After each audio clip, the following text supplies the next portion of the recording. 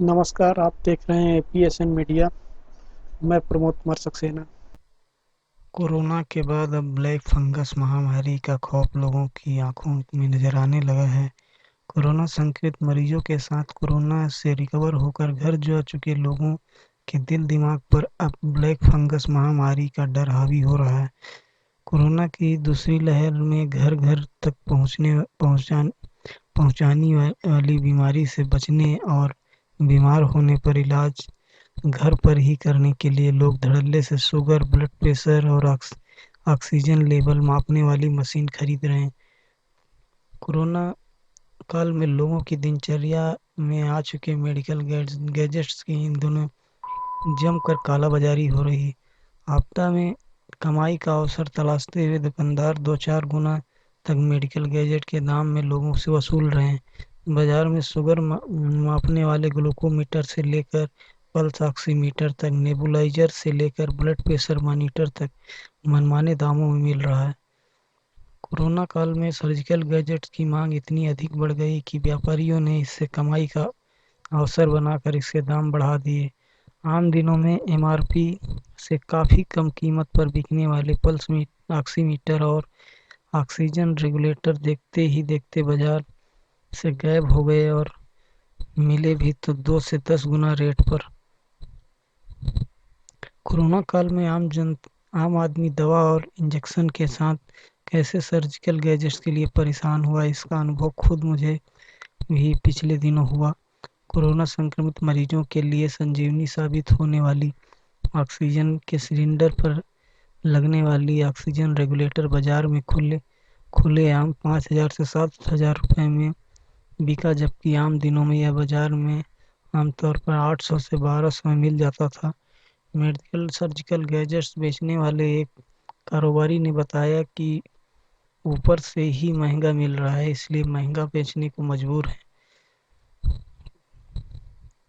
Corona की दूसरी लहर जब महामारी अपनी पीक पर थी तो अस्पतालों में गंभीर रूप से बीमार मरीजों को भी बेड नहीं मिल पा रहे थे। ऐसे हालात में मजबूरन लोगों को घर पर ही ऑक्सीजन सिलेंडर लगाना पड़ा और आपदा का जमकर फायदा उठाते बाजार में ऑक्सीजन सिलेंडर के साथ उसके रेगुलेटर मुंहमांगी कीमत पर बेचे गए। कोरोना काल में सबसे अधिक डिमांड में रहने वाला पल्स ऑक्सीमीटर की जमकर कालाबाजारी हुई।